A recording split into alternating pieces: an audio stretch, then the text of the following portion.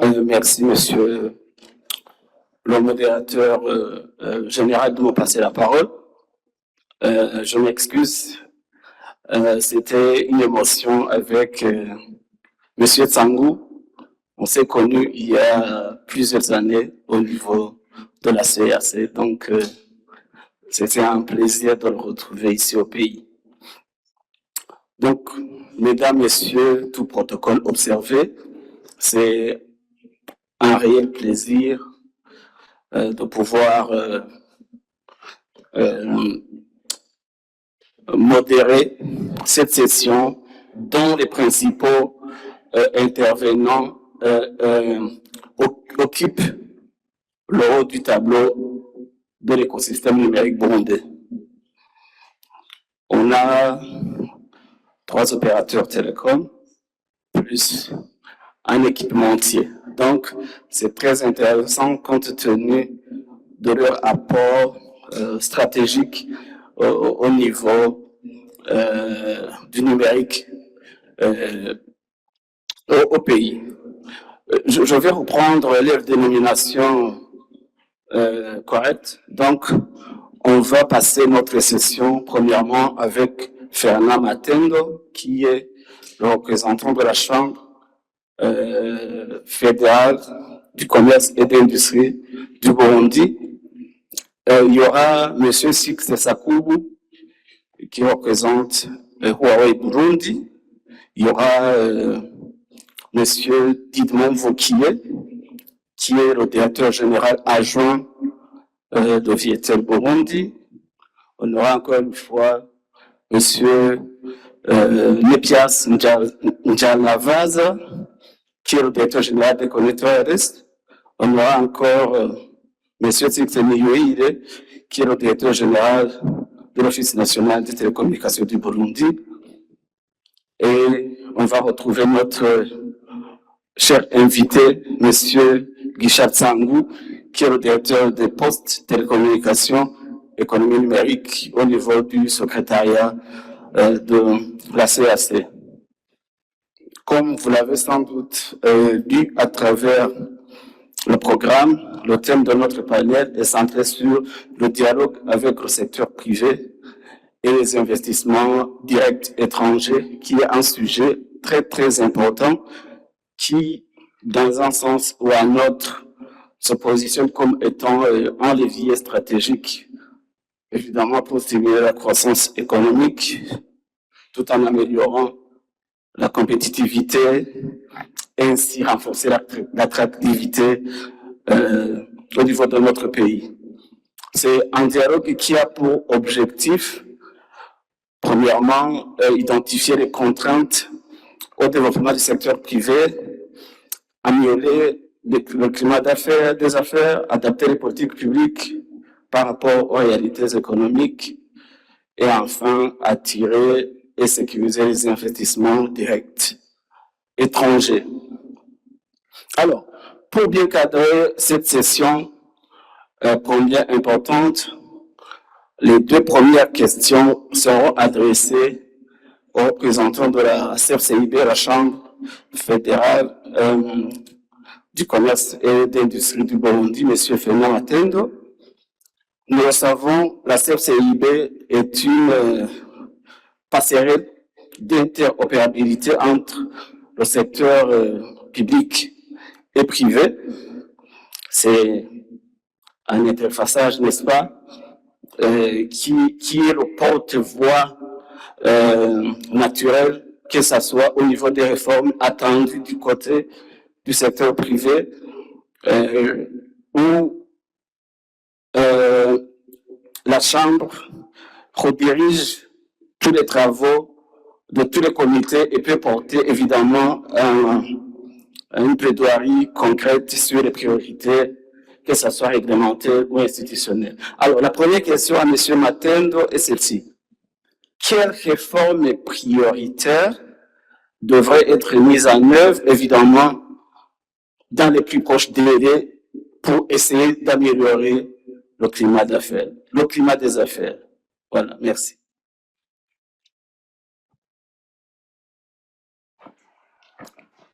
Merci beaucoup. Je vous salue. Bon après-midi tout le monde. Moi, c'est Martin Fernand. Je préside actuellement la Chambre sectorielle des TIC. Mais ici, je représente la Chambre fédérale d'industrie, du commerce et d'industrie du Burundi. La question qui m'est posée, avant d'y répondre, il faut que les gens comprennent d'abord le rôle des chambres de commerce. Parce que parfois, on définit mal les chambres de commerce. Les chambres de commerce ce sont des institutions d'abord publiques. Mais le rôle des chambres de commerce, c'est pas pour représenter le secteur privé. Le plus souvent, on suppose que les chambres de commerce sont là pour représenter le secteur privé. Mais nous sommes au milieu du secteur public et du secteur privé. C'est pour cela que, pour ceux qui sont au Burundi, savent bien que l'OBR, par exemple, le conseil d'administration de l'OBR est présidé par un représentant de la CFCIB. Le conseil d'administration de l'ADB, de l'Agence de développement du Burundi, est présidé également par la Chambre fédérale et d'industrie du Burundi. Vous comprenez que notre rôle, c'est pas pour représenter, c'est pour être là, écouter les doléances, si vous voulez, du côté gouvernement, mais aussi les doléances du secteur privé. Ça, c'est très important. Dans le domaine de la question des réformes, d'abord, il y a des réformes qui sont prévues dans le code d'investissement. Et c'est là où ça commence, bien sûr, les réformes. Dans le code d'investissement, il y a des avantages qui sont prévus pour les investisseurs qui viennent investir au Burundi. Maintenant, il y a d'autres actions qui sont déjà en cours. Je peux vous citer, par exemple, le cadre de dialogue qui vient d'être institué. Ils sont dans la mise en place d'un secrétariat. Le cadre de dialogue représente au moins, est constitué de 30 représentants, un comité de 30 représentants, du secteur public et du secteur privé. Au sein de ce cadre, il y aura un comité. Le comité, il y aura aussi des sous-comités sectoriels, y compris bien sûr un comité spécial dans le secteur des TIC. Il y aura ce sous-comité où toutes les questions en rapport avec les TIC seront débattues dans ce cadre. Le cadre de dialogue va fonctionner comme suit. Chaque année, d'ailleurs, ça a existé parce que le dialogue a déjà existé. On dirait qu'on était déjà. Parce que chaque année, il y a une semaine dédiée, on appelle le Muzinga Day. Le Muzinga Day, c'est un cadre de dialogue où chaque année, le président de la République rencontre les représentants des opérateurs économiques chaque année. Mais dans le cadre de dialogue, maintenant, ça aura déjà un cadre bien régulier où le président de la République va rencontrer au moins une fois l'année les opérateurs économiques. Le Premier ministre rencontrera le secteur privé au moins 2 fois l'année et chaque ministre sectoriel devra rencontrer les opérateurs de son secteur au moins une fois le trimestre. Ça, c'est déjà un cadre qui est déjà là. C'est au moins une réforme qui est très importante parce que le plus souvent, quand il n'y a pas de discussion, il y a des suppositions, Mais aujourd'hui, avec un cadre, on a déjà d'ailleurs expérimenté ça dernièrement avec la RCT dans la mise en place un écosystème de commerce électronique où on a travaillé avec tous les régulateurs, notamment l'agence de régulation, la BRB, la Banque centrale, l'autorité ou l'administration fiscale qui est l'OBR, avec d'autres acteurs du secteur public, mais aussi de l'autre côté, avec les représentants des chambres sectorielles concernées, y compris aussi les opérateurs, notamment les banques, les sociétés télécoms, les fournisseurs de services Internet et les plateformes. Et on est arrivé à élaborer des standards qui vont maintenant gouverner le commerce électronique dans notre pays. Donc, ça, c'est déjà des réformes. Dans ce cadre, quand ce cadre de dialogue sera déjà mis en place, il y aura des réformes qui sont déjà prévues, notamment la création d'une cour d'appel commerciale. Parce qu'aujourd'hui, on a un tribunal de commerce, mais qui n'a pas de cour d'appel. Alors maintenant, il y aura déjà, et les processus sont déjà en cours pour mettre en place une cour d'appel. Il y aura également des réformes au niveau des infrastructures, parce qu'il faut développer des infrastructures. L'État va mettre en place des infrastructures de base, y compris les infrastructures numériques. Et il y a la création aussi des zones spéciales économiques où on a déjà identifié dans le pays. Vous savez déjà, il y a une zone économique, spéciale économique qui est en train d'être construite à Gatumba, mais il y aura d'autres. Ils ont déjà localisé là où ils seront implémentés. Et la création aussi des zones spéciales pour les industries, donc des zones industrielles. Donc, ça, ce sont des réformes qui sont déjà en cours, mais toutes les réformes, bien sûr, ils seront amenés, ils seront identifiés et discutés dans le cadre de dialogue. Merci. Merci beaucoup, Monsieur Matendo. On aura compris que vous êtes mieux placé pour évaluer objectivement les forces et les faiblesses du dialogue public-privé, notamment en termes de chevauchement au niveau des structures, si on peut parler de cadre de concertation, partenariat public-privé. Concrètement, est-ce que les mécanismes actuels de dialogue public-privé sont-ils efficaces, à votre avis? S'ils sont efficaces, comment les améliorer? Ouais, merci. Est-ce que les mécanismes actuels sont efficaces? Actuellement, il n'y en a pas. Donc, les mécanismes qui existent aujourd'hui, c'est-à-dire le dialogue, quand même, parce que vous savez qu'il y a toujours des réunions, des ateliers, où le secteur privé est convié. Je salue d'ailleurs la bonne collaboration qui existe aujourd'hui avec votre ministère, le ministère en charge de l'économie numérique, qui nous convie, qui nous implique dans plusieurs actions que vous menez. C'est déjà un pas. Mais cela, ça se fait dans un cadre qui n'est pas formel, parce que ce cadre de dialogue n'est pas encore formalisé. Mais aujourd'hui, maintenant, ce nouveau cadre, c'est un cadre formel. C'est-à-dire chaque ministre aura le devoir de rencontrer les opérateurs de son secteur au moins une fois le trimestre. Et ça, vous comprenez, parce que, et il doit faire le rapport au Premier ministre. Alors, le Premier ministre, quand il va rencontrer le secteur privé, c'est sur base des recommandations, des résultats du dialogue qui a été fait au niveau ministériel, qui sera débattu au niveau de la primature. Et au niveau de la primature, ils vont formuler aussi un rapport qu'ils vont soumettre au président de la République au moment de la rencontre du secteur privé. À chaque année, il aura déjà compris toutes les préoccupations du secteur privé et ça sera l'occasion pour essayer d'explorer ensemble les solutions. Merci beaucoup pour vos précisions.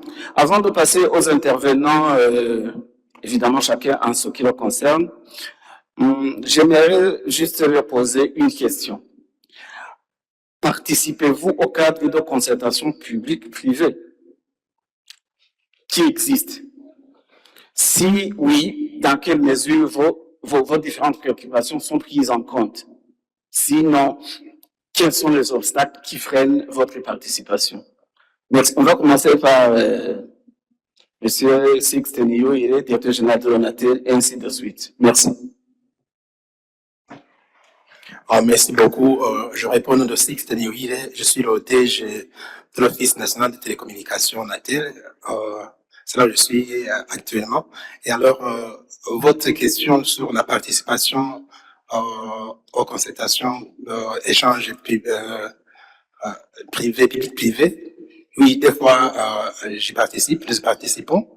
Et le fruit des échanges se font remarquer, notamment par la législation des fois qui bouge en faveur du cadre de partenariat public-privé.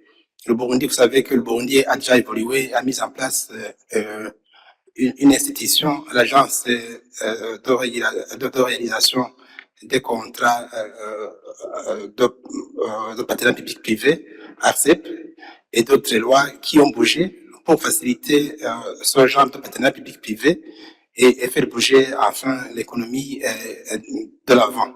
Et d'autres fruits dans différents échanges sont ici traduits dans différentes actions qui sont prises par les autorités. Merci. Merci beaucoup pour vos précisions. De par mon expérience, je sais que l'ONATEL a été parmi les premiers opérateurs à intégrer le PPP numérique. Il y a de cela plusieurs années, avant même que le gouvernement ne mette en place un décret relatif. Maintenant, c'est le tour de Vietel, justement, pour la même question. Merci pour la parole. Moi, je m'appelle Vuki Edidmon, je suis le vice-directeur général de Vietel Burundi. Et à la question de savoir si l'Imiter participe au cadre de concertation public-privé, et comme le DG ONATEL l'a dit, oui, en tant que partenaire public, je pense qu'il participe à ce genre de cadre de concertation, mais pour le cas de nos entreprises à caractère privé, les rencontres ne sont pas très fréquentes, mais le cadre existe. Des fois, les entreprises privées sont imposées, les décisions, les mesures tombent et par la force de la loi qui est contraignante, on est obligé de suivre les règles, mais tout en cherchant des cadres de dialogue, notamment en passant par le régulateur, et tout en attendant que les ajustements soient pris en considération. Merci.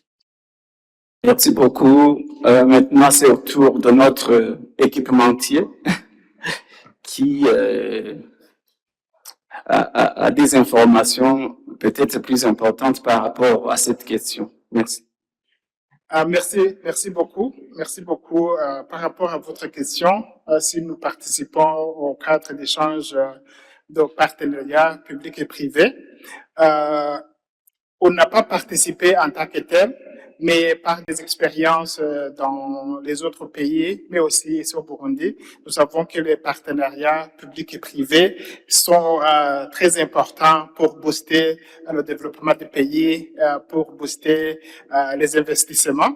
Là où l'État seul ne peut pas investir, là il y a le privé qui donne une main pour un partenariat gagnant-gagnant, et puis ça va aider le développement du pays. Donc, nous encourageons les partenariats publics et privés, puisque ça va aider le pays à se développer, et de surcroît, quand l'économie se développe, c'est tout le monde qui gagne. Merci.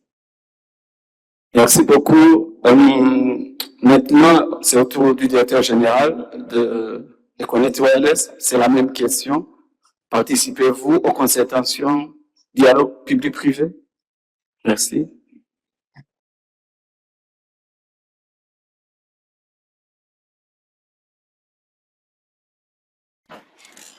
Thank you all so much.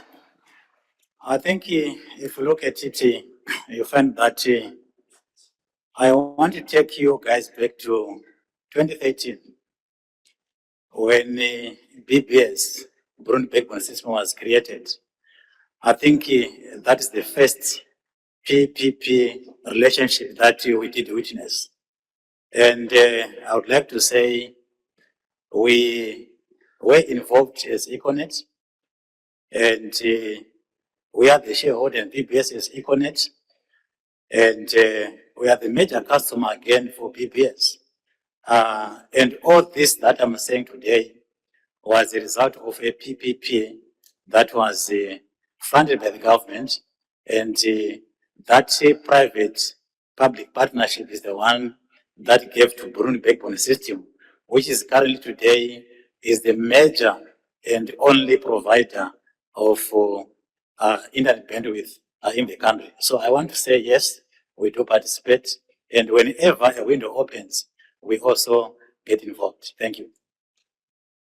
Merci beaucoup, Monsieur le Directeur Général. On aura compris que nous sommes partis du bon pied par rapport à cette préoccupation.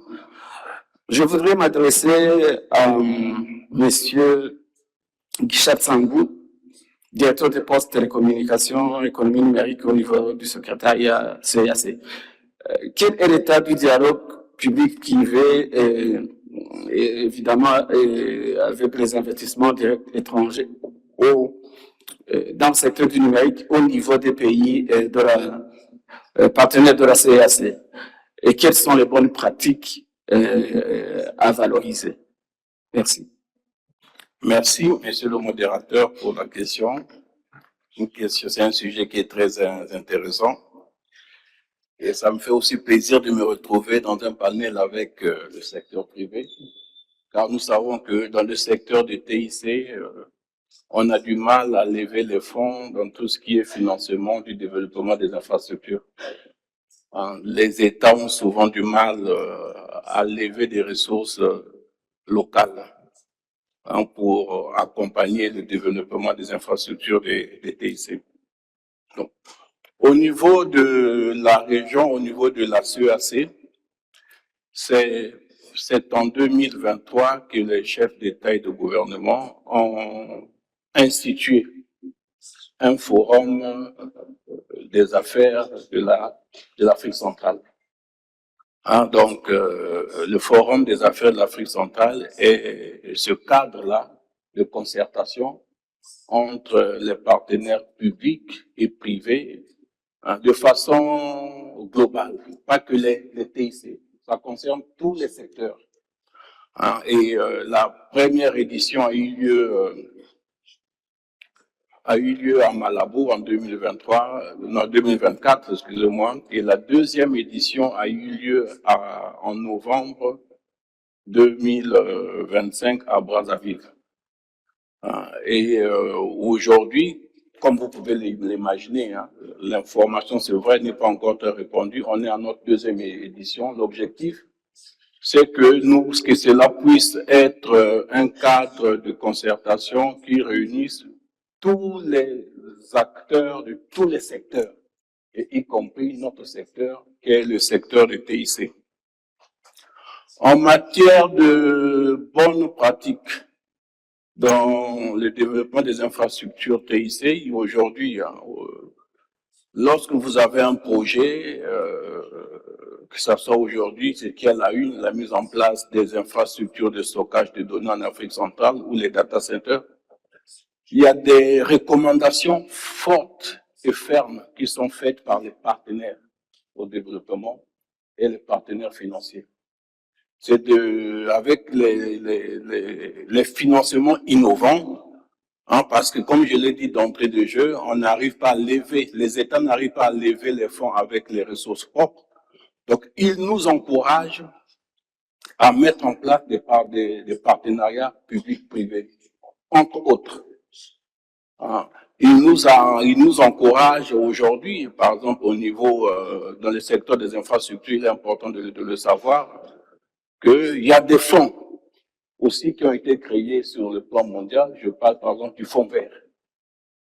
Lorsque vous avez un projet d'une infrastructure à mettre en place qui a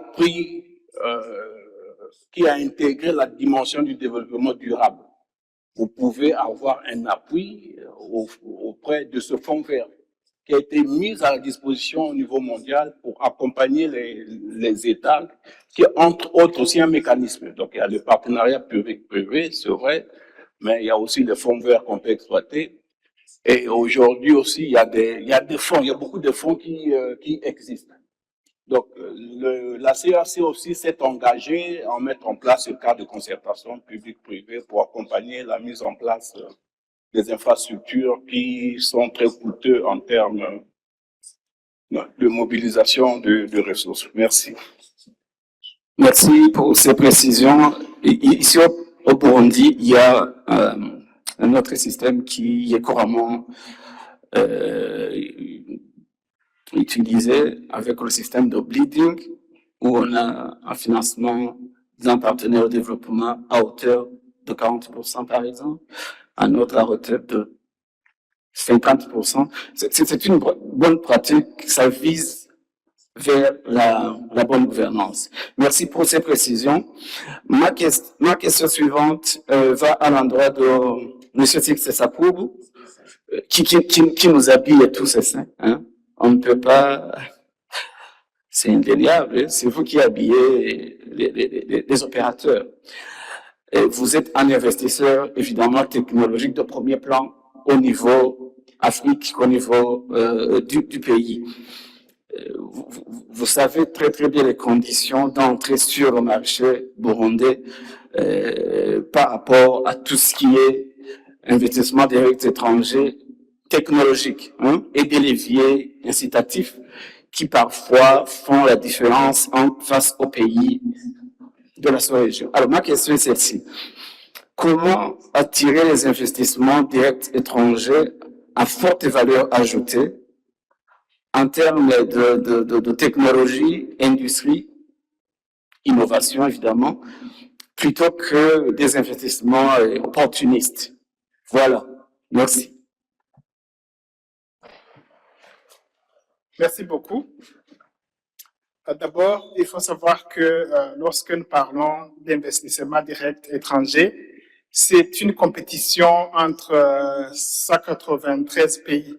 Donc, c'est-à-dire que les investisseurs cherchent des pays où ils peuvent avoir un environnement assez propice, où ils peuvent avoir des gains quand il faut des investissements, alors où ils sont mieux traités. Voilà. Alors, c'est dans ce cadre, pour pouvoir attirer les investissements directs étrangers, et qu'il faut créer un environnement propice qui est axé sur l'innovation et la croissance économique. Premièrement, vous savez, par exemple, si vous voulez attirer des investisseurs qui vont travailler dans le secteur des transports, ils ne vont pas venir vous construire des routes. Peut-être ils vont amener des camions pour améliorer le réseau routier, mais ils ne vont pas vous construire des routes. C'est pour cette raison que pour attirer les investisseurs étrangers, il faut développer des infrastructures de soutien à l'innovation, notamment des parcs technologiques, des incubateurs, des centres de recherche. Par exemple, vous voyez l'exemple des États-Unis ou des autres pays qui ont créé des zones qu'on appelle les Silicon Valley, là où vous créez un environnement où les investisseurs vont se rencontrer et y créer des entreprises. Donc, les infrastructures de base sont toujours à charge du pays. Ils peuvent peut-être, pour le financement des infrastructures de base, recourir aux partenariats publics et privés. Mais là aussi, il faut savoir que l'État doit prendre la première ligne, comme on le fait pour la construction des routes, comme on est en train de le faire pour la construction des chemins de fer, les mêmes routes pour les donner. Là aussi, l'État doit prendre la première ligne en termes de politiques incitatrices, en termes d'investissement en infrastructure. Et puis, en autre chose, il faut améliorer l'environnement des affaires, notamment en simplifiant les procédures. Simplifier les procédures pour que l'investisseur étranger soit à l'aise. Vous savez, il y a des investissements qui demandent des certifications, des homologations. Il faut que l'environnement soit simplifié.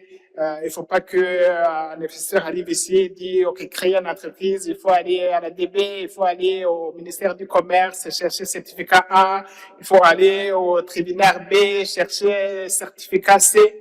Je sais que le pays est en train de faire des efforts en créant des guichets uniques, mais il faut que les guichets uniques soient redéveloppés pour que si un investisseur arrive, il soit à l'aise.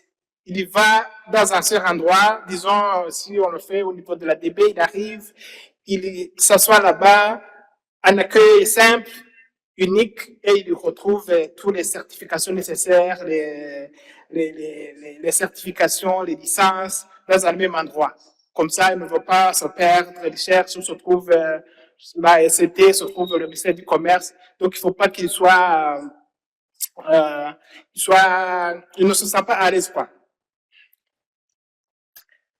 Autre chose, pour attirer les investisseurs étrangers, les investissements directs étrangers, il faut développer les compétences locales. Il faut développer les compétences locales et axer sur l'éducation, puisque un investisseur, il viendra avec l'argent, mais il ne viendra pas avec toute une main-d'œuvre qu'il va amener, je ne sais pas, de l'Angleterre, des États-Unis. Il faut qu'il trouve ici une main-d'œuvre très qualifiée, des compétences locales. Il amènera l'argent, il amènera la technologie, c'est vrai, mais il faut que les compétences locales soient à mesure d'accueillir cette technologie, soient à mesure d'accueillir cet écosystème-là.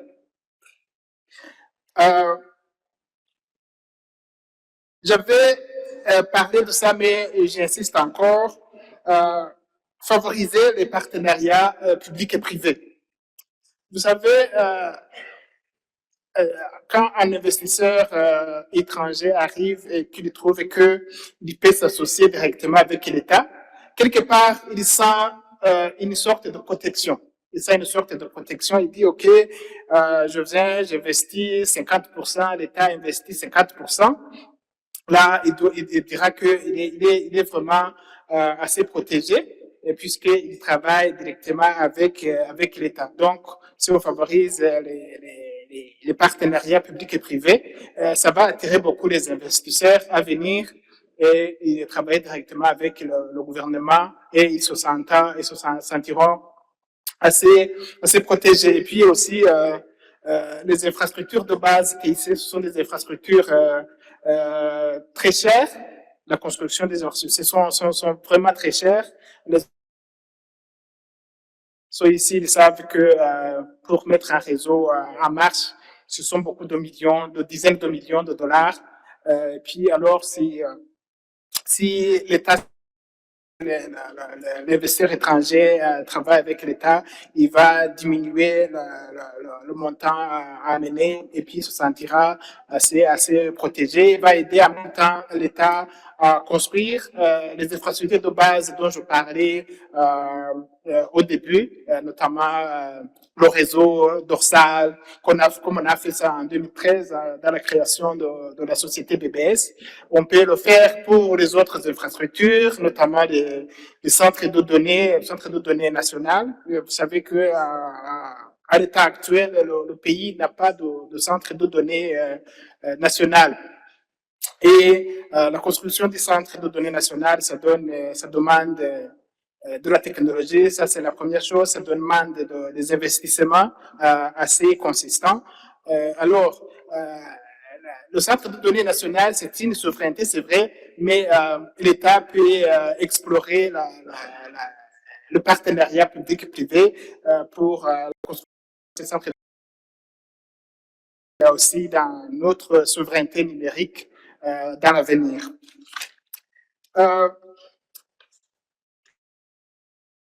Ça, mais je termine par ça. Il faut aussi offrir des incitations ciblées pour les investisseurs.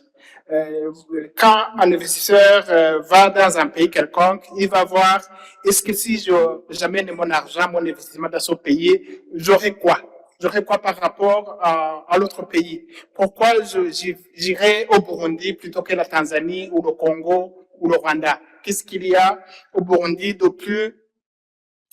plus fort par rapport à ces autres pays? Alors, il faut que l'État, à travers ses politiques, puisse faire des incitations ciblées pour que les investisseurs puissent arriver au Burundi. Je vous donnerai l'exemple des Émirats arabes unis, malgré que vous me direz que ceux-là ont le pétrole, donc ils ont d'autres ressources. Eux, comment ils ont fait? Ils ont supprimé carrément les impôts sur le revenu pour les entreprises. Donc, vous venez, vous investissez, c'est votre argent. Si vous gagnez 1 million, vous allez manger 1 million. Mais ce qu'ils ont fait, ils ont construit des infrastructures qui vous incitent à consommer ce million dans le pays. Donc, quelque part, le pays ne va pas perdre puisque l'argent reste toujours dans le pays. Donc là, c'est un des exemples, mais le pays peut penser à des incitations ciblées quelconques pour attirer les investissements. Nous savons que le pays a fait des efforts en supprimant les droits de douane, par exemple, pour les équipements informatiques. Ça, c'est un très bon exemple. Mais on peut toujours faire mieux. On peut toujours faire mieux. Puis aussi faire des incitations, notamment pour la recherche, puisque vous savez, la recherche, ça consomme beaucoup d'argent et ça donne des rendements trop tard. Par exemple, je vais vous donner un exemple pour passer d'une technologie à une autre en télécommunication. Ce sont des recherches qui prennent au moins 10 ans. Donc, si vous voulez passer de la 4G à 5G, ce sont des recherches qui peuvent durer 10 ans. Donc, ça consomme en termes de ressources. Alors, pour un investisseur qui veut gagner de l'argent dans le futur, s'il faut vraiment investir dans la recherche, il faut qu'il y ait des incitations assez consistantes pour encourager les gens à faire la recherche et créer des technologies locales, pas toujours des technologies importées. Donc là, il faudra qu'on pense à des incitations assez consistantes. Et en dernier lieu, il faut aussi promouvoir l'image du pays pour que, à première vue, les gens, quand ils pensent au Burundi, ils voient un pays très beau, un pays où il faut vivre, un pays où il faut installer ses entreprises, un pays où il faut mettre son argent. Et là aussi, on peut s'appuyer sur les nouvelles technologies de l'information et de la communication, en encourageant notamment les créateurs de contenu pour qu'ils mettent beaucoup de contenu en ligne, de bons contenus en ligne pour que les gens, quand ils font la recherche, ils trouvent de belles images du pays. Vous pouvez aller regarder, par exemple, si vous tapez, vous amusez à comparer certains pays, vous tapez Burundi, vous allez trouver peut-être de mauvaises images, des histoires passées que nous avons vécues, mais vous n'allez pas trouver nos belles montagnes, nos tambourinaires, donc voilà, il faut aussi encourager la jeunesse, surtout dans la création de contenus, pour qu'on ait beaucoup de contenus en ligne qui promet l'image du pays. Donc, investir dans le pays. J'ai été trop loin, je m'excuse, mais ça valait la peine. Merci. Merci beaucoup pour vos précisions. Bon, si je peux parler du côté de ma cathédrale, il faudra peut-être prochainement réfléchir aussi sur le troc. Hein? Si le climat des affaires doit être un climat gagnant-gagnant, il faut aussi adopter, comme c'est mentionné dans la vision 2030-2060, sur le capital humain, installer par exemple Huawei University. Comme ça, nos jeunes seront directement opérationnels s'il s'agit vraiment d'exploiter les équipements de Huawei. Merci beaucoup. Justement, par rapport à ça, j'aimerais passer chez Vietel. Vous êtes le seul opérateur actuellement qui a pu lancer la 5G. Avant de le faire, vous avez nécessairement évalué les infrastructures déjà en place en termes de chaîne de valeur, compte tenu de leur impact sur la viabilité des investissements déjà consentis. Alors, ma question, monsieur le directeur général adjoint, est la suivante. Les infrastructures actuelles, en termes de connectivité, énergie, transport, est-ce qu'elles répondent directement aux besoins de vos investissements? Voilà. Merci pour la question. Oui, Vietel Burundi est la seule compagnie qui a la 5G au Burundi. Mais à part la 5G, nous avons la 4G, 3G, 2G, comme les autres. Comme les statistiques, les données même dont dispose le régulateur, nous sommes présents dans presque toutes les provinces du pays, les communes, les zones, avec une couverture de plus de 95%. Je pense que nos investissements répondent bien aux besoins de la population, mais comme nous sommes presque seuls qui opèrent dans la plupart dans tous les points du pays,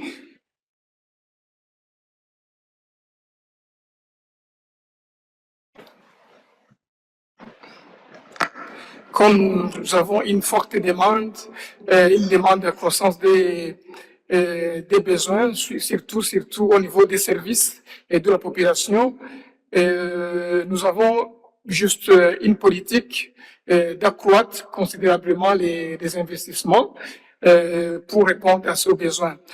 À titre illustratif, en 2024, l'émetteur a injecté plus de 10 millions de dollars au niveau des équipements, même pour développer certaines solutions afin de satisfaire aux besoins de ses clients.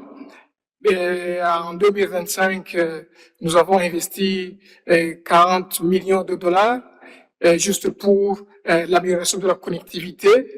Pour le moment, cette année, nous comptons investir plus de 60 millions de dollars afin d'améliorer la connectivité, surtout dans les zones à forte densité, surtout les zones urbaines, notamment dans la capitale de Bujumbura.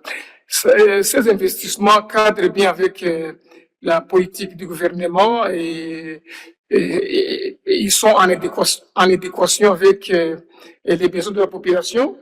Et nous comptons continuer à investir juste pour que la vision du gouvernement soit une réalité.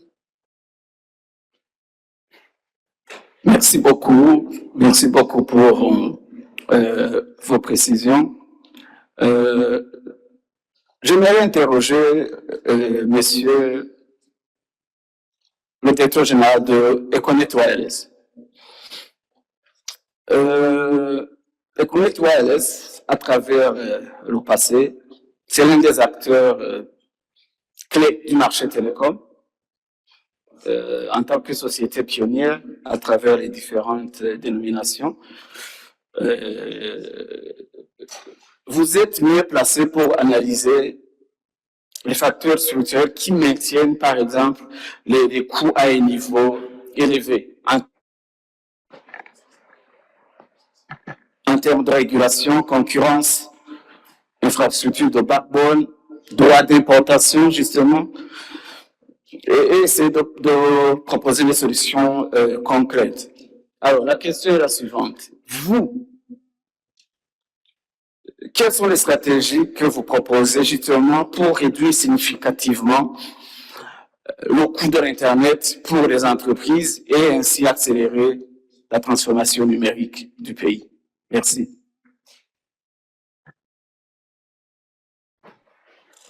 Olivier, thank you so much for this question.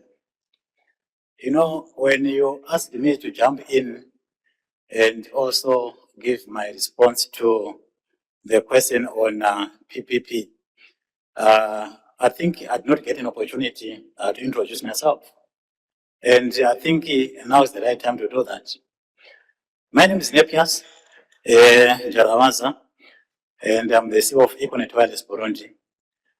Allow me to take a step back and possibly share with the audience who Econet is, because most of us, we don't know who Econet is at the end of the day. Econet, we are a Pan-African technology group with two head offices, one in Joburg, South Africa, the other one sitting in London, the UK. And we are present here in Africa. We are also in Europe, East Asia Pacific rim, and also even Latin America. And here in Africa, we do serve more than 33 countries, including Burundi. And within the group, we have got two subgroups. The first one is the GSM operation or the wireless subgroup. We also do have got what we call cassava technologies. And under this subgroup, that's why you find that we are into the fiber optic business. We are into data centers. We are into cloud services and cybersecurity. And we are into the fintech space. And we are also into renewable energy. Now, when you look at it, you find that our vision as a group is that of a digital economy in the future that leaves no African behind. Coming closer home, which is here Burundi, our vision is that of a digital economy in the future that leaves no Burundian behind. And this is the vision that we are doing today. Now, when you look at it, you find that we have transitioned from being a telecoms company into a technology group at the end of the day because of this realization that we need to bring internet to every individual across Africa, mainly focusing on Southern Africa, East Africa, and Central Africa. So when you look at it, you find that when you transition from telecoms into technology, we first built a fiber network, and we are the biggest company that has built the biggest fiber optic in Africa, Cairo in Egypt, down to Cape Town, South Africa, from Mombasa in Kenya, the eastern part of Kenya, through the Congo Forest to Rwanda in Angola. We are now going down Zambia, Malawi, Zimbabwe, Cape Town, then Australia.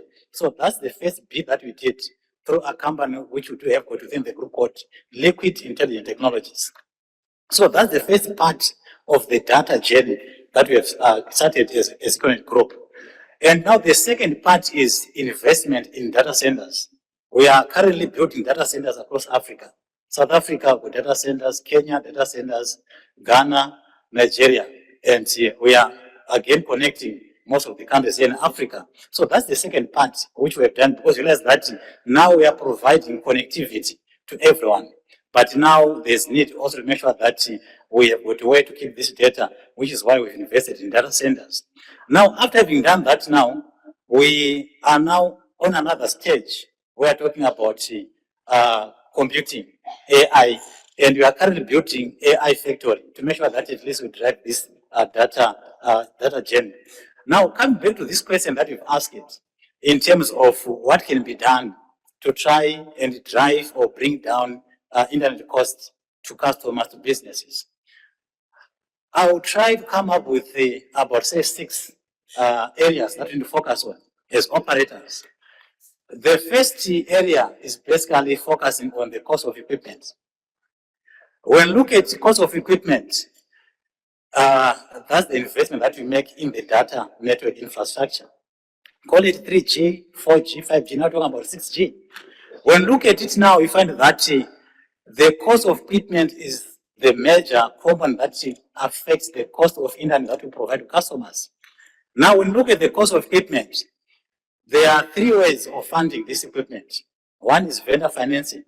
We've got my brother here, Sikiste from Huawei. We structure what we call vendor financing. It has got its own terms.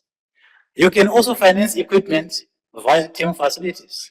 And again, the term facilities with these FDIs, the likes of TDB, the likes of Afreximbank, the likes of Proparco, and these guys that you know, even across in outside Africa, they've got also their own terms, and the cost is different. You can also finance your equipment via your own funding, your own costs. So now, when you look at it now, you find that if it is very expensive to access equipment, what it means that also the cost that we have incurred, we are going to pass that on to customers at the end of the day. So we need to make sure that we focus on finding cheap financing to procure equipment. That way, it will assist in bringing down internet costs to the customers at the end of the day.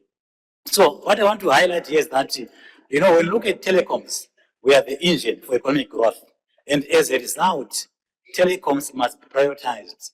We need to make sure that we are given equal access to funding mainly foreign currency. Because we don't buy our equipment in local currency, we buy equipment in foreign currency, and that is very key. That's number one, tied to this issue of equipment cost. Number two, when you look at it, you find that when you have paid for the equipment, you have to ship it across to Burundi, right? When the equipment lands at the port, we have to pay duties and taxes. And again, depending on the level of duties and taxes that we are paying to clear that equipment for you to be able to deploy it, it again affects the cost of internet.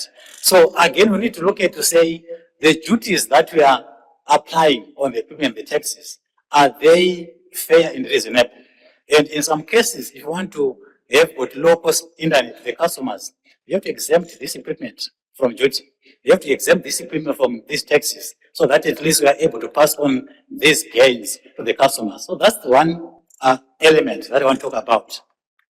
Number two is bandwidth. If you look at it, we look at Burundi, we are a landlocked country. And for us to be able to get access to these submarine cables, it means somebody has to bring fiber to our border. And then after bringing to the border, we have to backhaul traffic to inland, in country at the end of the day. So there is cost to the upstream providers, which call IP transit. And there's also cost now for national backhauling at the end of the day.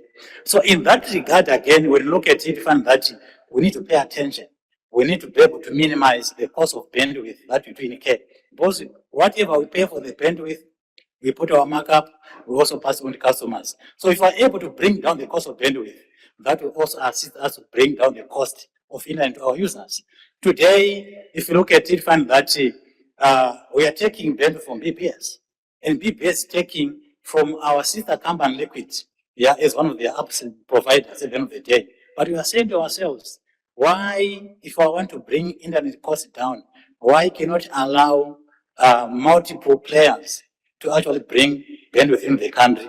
Why cannot allow multiple players to also even run their own fiber networks, their own gateways? Today we're talking about a single gateway. So if you look at it, the more you open up space, then the more you bring competition, and then you are likely to bring down the cost of bandwidth at the end of the day. So that's the second cost or area that you have to look at. The third aspect, Olivier, that I want to talk about is spectrum fees. We need frequency fees for us to actually provide internet or data. And again, you need to make sure that whatever you charge operators in terms of frequency fees or spectrum is reasonable also and minimum and competitive. Regulators can benchmark this with other countries in the region and even also in Africa to see if whatever they are charging operators is fair and competition. So that's number three. Number 4, which I want to talk about is the taxes that are levied on data services themselves. Because we incur these costs and then we have to put our markup or margin, then we get the customers consume. But then if we again get a lot of taxes that are levied on the data services, we don't have any option but to pass this cost to consumers at the end of the day, to businesses. So as long as the taxes are too high, as long as the tax regime is onerous, we are obliged also to pass it on to customers. So I think there is a need for the government and the industry to look at the right levels of the tax structure that can actually be put in place to support internet services availability to customers at the end of the day. So that's the 4th item that I want to talk about. Number 5, I want to talk about prerequisite infrastructure. We are here to provide internet services, and our business is basically technology at the end of the day. And as such, we need to make sure that there is support from the government. In any country, you go there, you don't have to invest in a non-essential infrastructure. For instance, should we spend our money investing in power infrastructure?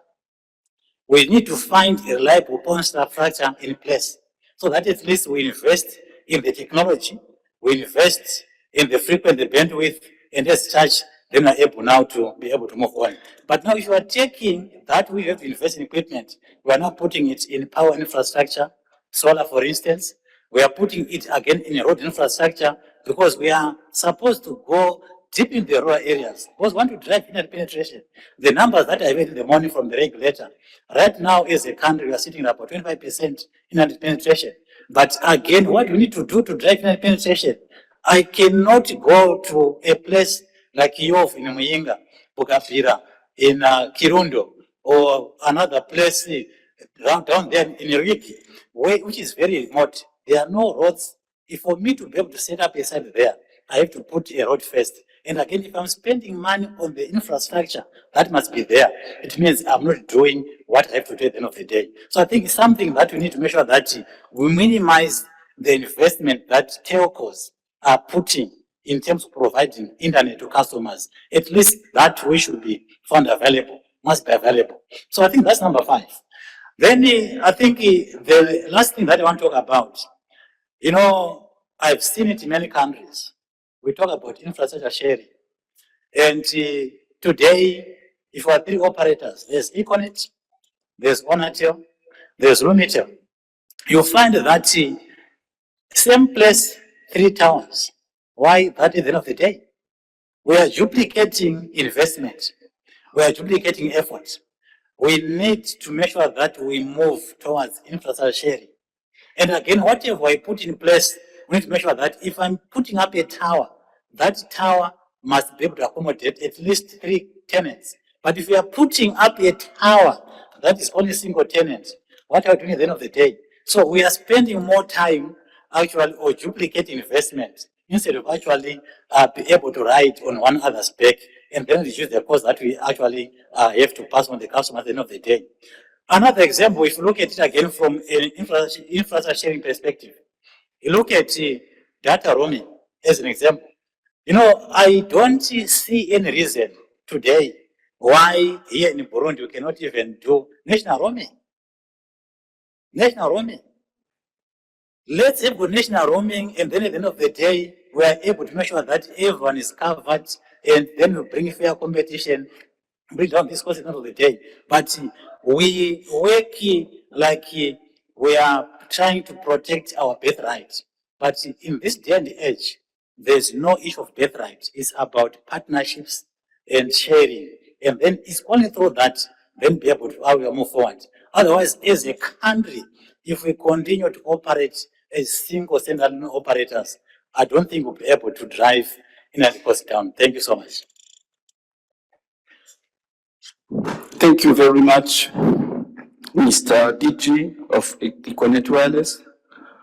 Thank you for your African spirit that you are just building in Econet Wireless, and the strategic plan that you mentioned in terms of internet affordability. And I think this could be valuable to our population. Go ahead. Thank you. Justement, pour revenir à tout ce qu'il a mentionné en rapport avec le PPP, vous, à l'ONATEL, comme je l'avais mentionné au début, vous êtes pionnier dans ce PPP Télécom qui, à un certain moment, a été la pièce angulaire dans ce qu'on appelait le consortium au niveau de la mise en place de BBS, n'est-ce pas? Vous avez des expériences à partager avec les autres, puisque vous avez assisté de près à son opérationnalisation. Alors, ma question, monsieur le directeur général, est la suivante. Vous, à votre niveau, comment pouvez-vous accélérer les projets d'investissement, justement, via des partenariats publics-privés? Merci. Alors, merci beaucoup de la question qui touche le Burundi et bien d'autres pays en Afrique. D'abord, nos pays doivent effectivement dessiner la stratégie pour cibler les secteurs prioritaires dans lesquels ils veulent assurer le PPP, les partenariats publics et privés. Et une fois le secteur est ciblé, il faut partir sur quel type de partenaire ou de partenariat à mettre en place, parce que vous savez, il y a plusieurs types de partenariats publics-privés. Donc, tantôt, on met en place le partenariat, on gère, on cède, ou bien on met en place le partenariat, on ne reçoit que le revenu et vous opérez vous-même. Donc, il y a plus de 3 ou 5 types de partenariats. Et il y a des aspects aussi primordiaux qu'il faut mettre en place. Il faut d'abord aussi qu'on puisse former les gens qui vont négocier le type de partenariat. Parce que des fois, que ce soit dans les télécoms ou dans le secteur industriel, disons énergétique, ou bien aussi le secteur des minéraux, les contrats ne sont pas les mêmes. Donc, il faut qu'on ait des spécialistes dans différents secteurs ciblés comme prioritaires pour qu'ils puissent remorquer les autres, alors que ces gens formés puissent bien négocier le type de partenariat et avec quels partenaires. Alors, une fois ces partenariats ciblés, partenaires ciblés, secteurs ciblés, et dans ce cas, par après, alors, on active le partenariat. Et ça a été le cas aussi pour l'ONATEL dans certains projets. Et ça sera aussi bientôt aussi le cas avec l'ONATEL pour d'autres projets ultérieurs qu'on espère qu'on va avoir des partenaires dans le contrat partenaire public-privé. Et aussi, le partenaire étranger ou privé qui vient, il a besoin aussi de la main-d'œuvre qualifiée. L'État aussi doit mettre en place des plans de formation ou des cursus de formation selon les secteurs ciblés. Et le Burundi, les études l'ont montré, dans la sous-région, détient des ressources humaines les moins chères dans la sous-région. Donc, il ne reste seulement qu'à activer côté formation additionnelle substantielle pour que aussi on maintienne son cap et qu'on puisse continuer à attirer les investisseurs étrangers. Et un autre aspect qu'il faut renforcer, c'est le cadre légal, fiscal, réglementaire qu'il faut renforcer pour continuer à attirer les investisseurs. Et cela aussi comprend aussi le système et le régime de change pour que les investisseurs étrangers qui investissent dans le cadre du PPP puissent effectivement facilement rapatrier les devises chez eux, le cas échéant.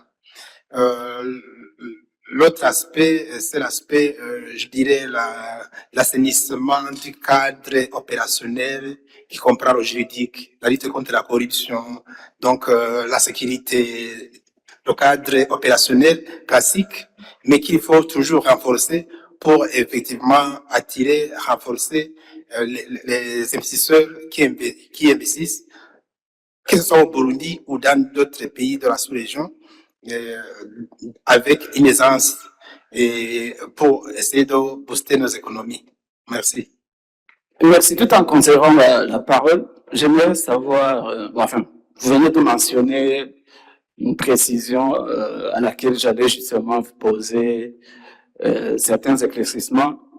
Évidemment, on a tous compris, il y a ce cadre macroéconomique auquel nous devons faire face. C'est une transition, certes.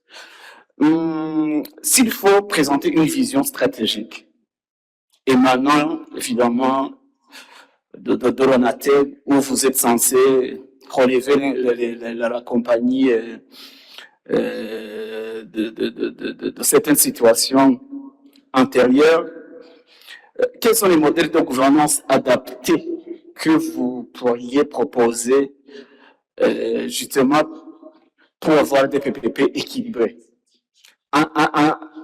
Évidemment, en infrastructure numérique. Hein. Là, on se cadre bien en infrastructure numérique. Quelles sont... Enfin, c'est une seule réponse. La vision stratégique de l'ONATED en termes... Parce que vous êtes sur un marché compétitif, n'est-ce pas? Vous avez été nommé là-bas justement pour relever la boîte. Ce n'est pas un secret de polichinelle. Quelle est votre vision stratégique? Voilà, merci. En termes de PPP équilibré. Merci beaucoup de la question. Même si je dois tout dévoiler ici, ça peut peut-être ne pas être le cadre approprié, mais sinon, le type de PPP va toucher l'aspect de la connectivité, la mise en place des infrastructures de base, notamment les centres de données, data center, et aussi la mise en place d'un cadre qui va couvrir l'aspect formation et incubation pour les technologies, notamment l'Internet des objets, l'intelligence artificielle, la télécommunication, le développement des applications et la communication. Et ça, c'est via toujours les PPP et aussi avec les fonds propres de l'ONATED. Qui dit connectivité, c'est un grand chantier et c'est vaste. Et qui dit hébergement des données, c'est aussi un grand chantier avec les partenaires. Qui dit aussi centre d'incubation, Smart Center, ONATED Smart Center, c'est aussi vaste, qui couvre les séries de formations certifiantes et de technologies appropriées du moment pour essayer de relever la société ONATED. Merci. Merci beaucoup. Je sais que vous êtes un peu en avance avec le projet Unipod. C'est très important. Allez de l'avant. Je retourne vers Monsieur Guichard Tsangou. En s'appuyant sur une vision macro, évidemment au niveau de la sous-région CAC. Vous, comment concilier l'attraction des investissements directs étrangers avec les impératifs notamment liés au développement durable? On s'achemine vers l'informatique verte, par exemple, tout simplement la protection de l'environnement. Qu'est-ce que vous envisagez au niveau sous-régional si on parle d'inclusion sociale et si on dit transfert de technologie? Merci. Merci, mon frère Olivier, pour la question qui est très pertinente. C'est vrai, comme l'a souligné le président de la commission de la CEAC dans son allocution d'ouverture, la CEAC a été dans le processus de consultation pour l'élaboration du pacte numérique mondial, qui a été adopté en septembre 2024. Étant partie intégrante, donc nous nous sommes inscrits dans une stratégie qui consiste à doter notre espace sous-région d'une politique régionale de la transformation numérique, qui puisse intégrer des questions innovantes que mes collègues ont cité. Je ne vais pas revenir là-dessus. La fintech, l'intelligence artificielle, tout ce que vous en savez, tout ce que vous en savez. Et aujourd'hui, le constat qui a été fait au niveau de la sous-région, cela a été basé sur une étude récente qui a été menée avec l'appui de l'Union internationale de télécommunications financée par l'Union européenne. Donc, c'est un rapport récent qui a été validé en décembre 2025. Nous disposons des cadres réglementaires dans la sous-région, c'est un fait. Hein, que ça soit pour attirer les investisseurs, pour mettre en place un environnement favorable, que ça soit pour sécuriser notre espace. Mais nous avons parfois du mal à utiliser ces cadres réglementaires que nous avons mis en place. Hein, je vous prends un exemple simple. Hein, la majorité de nos États disposent d'un cadre sur une problématique qu'on a soulevée, qu'on a discuté, la protection des données à caractère personnel. Hein, en matière de la lutte contre la cybercriminalité. Mais sur le terrain, comment l'État fait pour traquer un cybercriminel? Donc, pour traquer un cybercriminel, l'État doit disposer d'une stratégie nationale sur la lutte contre la cybercriminalité. Et le rôle de cette stratégie nationale, c'est de définir les rôles et les responsabilités de tous les acteurs qui vont intervenir dans le processus de traquer le cybercriminel. Disposer des textes, c'est un fait, mais c'est pas suffisant. Il faut aller au-delà. Et si cet environnement sécurisé favorable n'est pas mis en place, cela peut aussi constituer un frein au niveau de l'investissement. Donc, j'invite, l'invite que la CEAC fait auprès de ses États membres, c'est de mettre en place cette stratégie où on saura lorsqu'il y a une attaque qui a été effectuée contre cette infrastructure. Si c'est une infrastructure qui est du domaine privé, la mécanique ou le mécanisme de la recovery est différent. Si c'est une infrastructure qui est jugée comme une infrastructure critique. D'où la nécessité aussi de définir dans cette stratégie, hein, ce qu'on appelle comme infrastructure critique. Et aujourd'hui, la majorité, là j'insiste d'abord sur le volet sécurité, la majorité de nos États membres, comme je l'ai dit, ont ces textes réglementaires, mais n'ont pas ces équipes dédiées hein, pour faire la traque aux cybercriminels qu'on appelle les CERT, lesquels qui doivent être membres de cette équipe. Toutes ces paramètres sont définis dans la stratégie nationale. Mes collègues ont aussi parlé de problèmes d'accès aux équipements, hein, les coûts qui sont très prohibitifs au niveau des populations. Et c'est vrai, aujourd'hui, certains États, à travers la taxation des équipements, cela constitue une source de revenus. Mais aujourd'hui, au niveau mondial, au niveau de l'UIT, il y a des directives récentes datant de 2025 qui ont été mises à la disposition des États membres. Il suffit juste d'aller sur le site de l'UIT ou de se rapprocher du bureau sous-régional. Il y a des directives. Hein, comment faire pour accompagner les États dans la réduction de la taxation.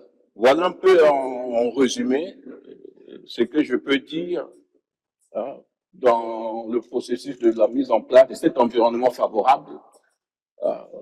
Bien sûr, la réglementation est indispensable, mais il faut mettre ce cadre-là, cette stratégie qui permet aux acteurs d'utiliser cette réglementation.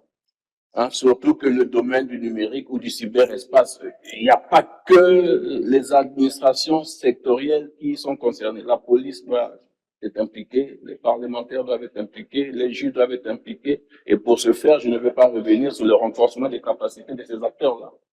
qui est aussi une dimension qu'il faut prendre en compte. Cela a été déjà soulevé par mes prédécesseurs, et surtout le développement des compétences et le partage de bonnes pratiques dans l'utilisation du cyberespace pour éviter d'être victime. Voilà.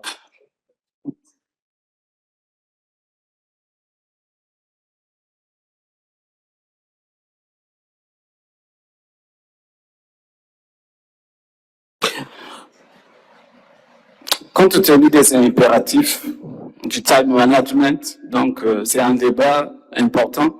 Il y a certaines questions peut-être qu'on ajoute évidemment dans d'autres cadres, mais j'aimerais juste vous donner 1 minute pour parler de tout ce qui est engagements sociaux qui sont dans les contrats de concession, qui sont bien définis dans les contrats de concession et l'agrémentation avec la RCT, n'est-ce pas? Notamment sur l'accès, vous êtes censé faire l'accès universel, améliorer la qualité de service. Bref, vous êtes appelé à participer au développement du pays, justement pour l'intérêt de la population. Dans 1 minute, quel est votre commentaire? Je commence par le DG Onatel. Merci. Merci beaucoup. L'engagement de l'Onatel en tant qu'opérateur dans les TIC est comme l'engagement aussi qui est recommandé par le régulateur et même l'État du Burundi d'essayer de couvrir toutes les zones, même dans les zones où ce n'est pas rentable. Donc, parce que même la population qui se trouve a besoin ou a droit à l'Internet et à la communication. Et ça, nous sommes en train d'œuvrer dans ce secteur et d'assurer aussi dans le plus que possible la connectivité continue dans les zones effectivement où nous sommes opérationnels et progressivement de couvrir toutes les zones de notre territoire de Burundi. Donc c'est ça en fait, assurer la continuité de services et de servir nos produits et services dans les zones les plus reculées, même les zones qui sont moins rentables. Voilà, merci. Vietel. Merci pour la question. Comme je l'ai dit quand j'avais la parole, l'Émitter continue à investir. Pour le moment, nous sommes dans presque toutes les provinces du pays avec une couverture de plus de 95% et c'est conforme au contrat de conception. En plus, nous offrons plusieurs services, notamment approcher l'Internet au service public. Il y a même des institutions publiques qui bénéficient de l'Internet gratuit de la part de l'Émitter. Il y a des hôpitaux, il y a des écoles, juste pour leur permettre de bien travailler.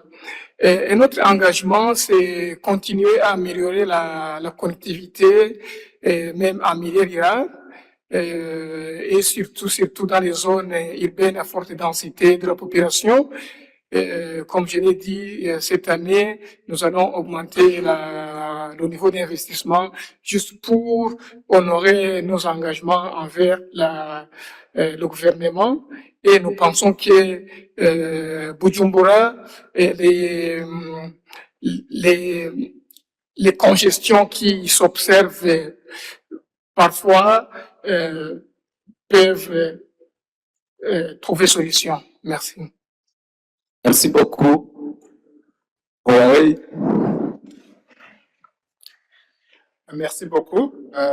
Malgré que nous n'avons pas de contrat de concession avec la RCT, puisqu'on ne fait pas de l'opérationnalisation des réseaux, mais plutôt nous fabriquons des équipements pour nos clients qui sont ici.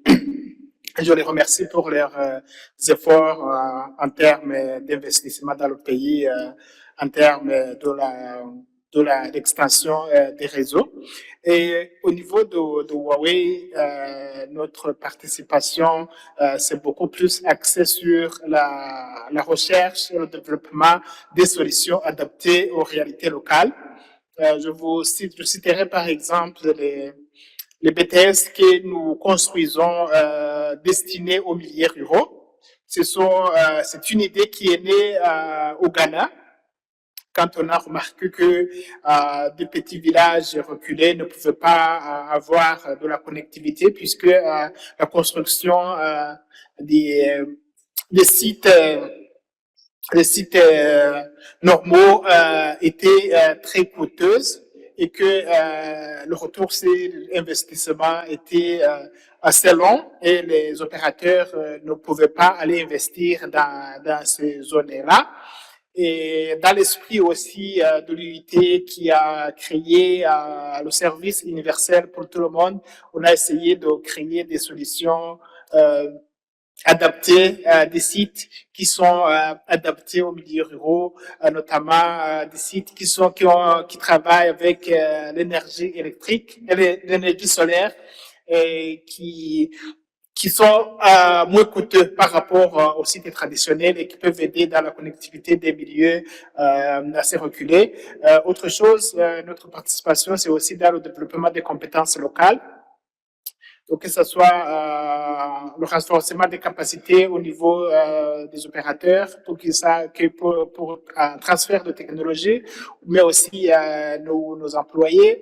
La politique, c'est que au moins 80% des employés sont des employés locaux. Donc là aussi, c'est notre participation pour que la technologie arrive à tout le monde. Merci. Merci beaucoup. Econet Wireless, c'est la même question. Les engagements sociaux qui sont dans les contrats de concession, quels sont vos commentaires? Merci. Comme la CEAC s'adresse aux autres. Monsieur Tsango, vous allez conclure. Hein? C'est Econet Wireless. Thank you, Olivier.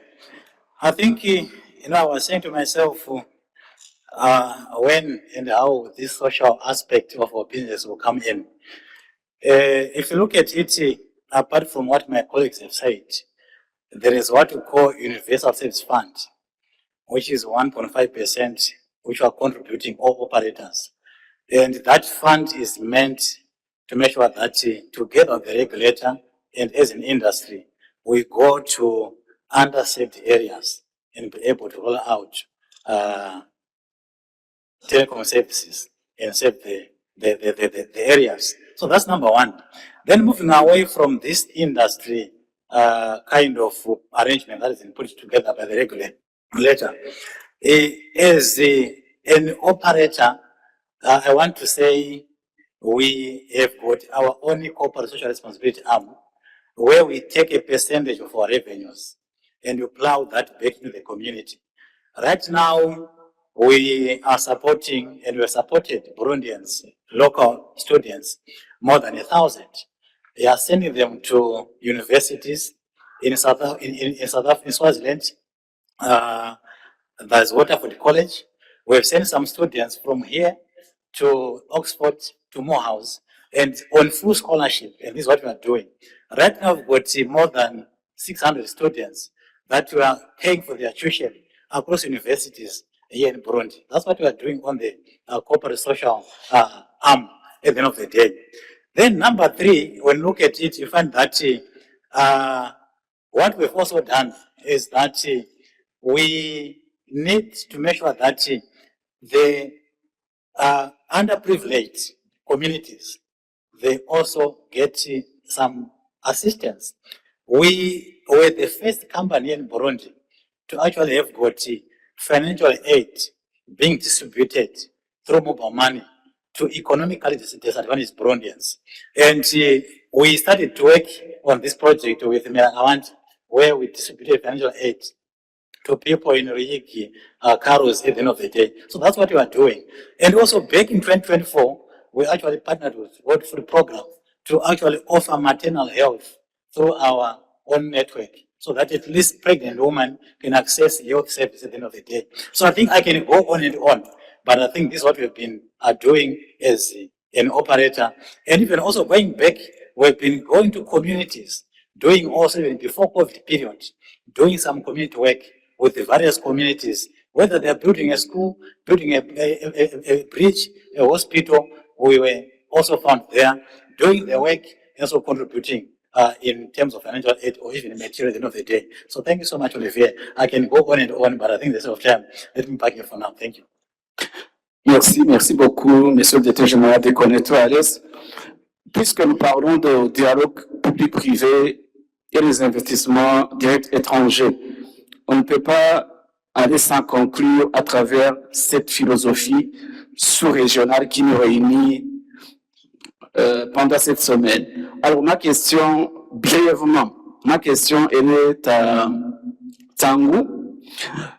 Si vous devriez adresser un message prioritaire au gouvernement du Burundi, et supposons que cette première ligne est composée par les investisseurs étrangers, quel est le message pour vous afin d'accélérer l'attractivité numérique et économique du Burundi? Brièvement, merci. Merci Olivier pour cet exercice qui est assez difficile. Mais déjà, comme habituellement, la CEAC s'adresse aux États membres. Donc, les messages seront adressés à l'État membre parce que le rôle de l'État membre, c'est d'assurer cet accès universel sur l'ensemble du territoire national. Et en tenant compte du fait que le secteur privé ne peut pas aller investir là où il n'y a pas le retour sur la rentabilité ou l'investissement, nous recommandons fortement aux États, donc je recommande fortement au Burundi, si cela n'est pas encore fait, d'opérationnaliser le Fonds de services universels. Le Fonds de services universels, il y a un texte communautaire dessus, élaboré par la CEAC, et en opérationnalisant ce Fonds de services universels, cela permettra, n'est-ce pas, de couvrir ces zones blanches où les opérateurs ne peuvent pas. En deuxième choix aujourd'hui, c'est vrai, donner l'accès aux zones rurales, parfois c'est très coûteux. Il y a des solutions aujourd'hui qui sont recommandées sur le plan international, même nous au niveau de la CEAC nous recommandons, c'est d'utiliser les réseaux communautaires.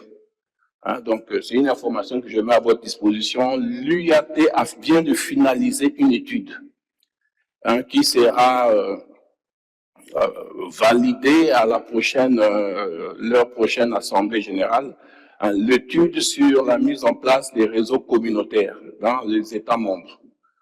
L'avantage de cette étude propose non seulement des choix technologiques qu'il faut faire pour ces réseaux communautaires, mais cette étude propose aussi des modèles économiques pour assurer la pérennité du fonctionnement du réseau.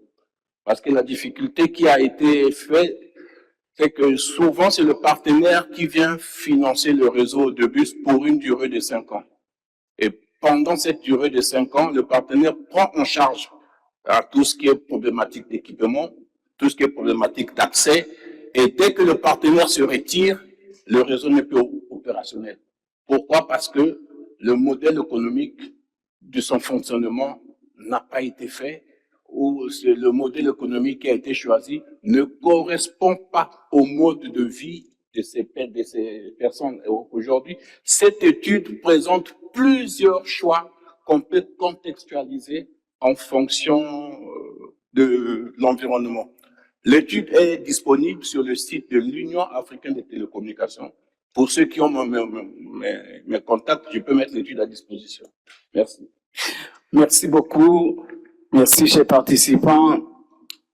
Cette session touche à sa fin. On aura compris que les acteurs ici présents, les acteurs majeurs de notre écosystème numérique, ont pu relever les enjeux cruciaux justement liés au dialogue public-privé et aussi à la question de l'attraction des investissements directs étrangers comme levier stratégique de développement. On aura le temps peut-être de continuer les débats dans d'autres sphères. Je vous rappelle, mon nom c'est Olivier Kadodoua, chef de service chargé de la promotion, développement et suivi des infrastructures numériques au ministère en charge de l'économie numérique, aussi doctorant en système d'information, du suivi et évaluation au pôle universitaire.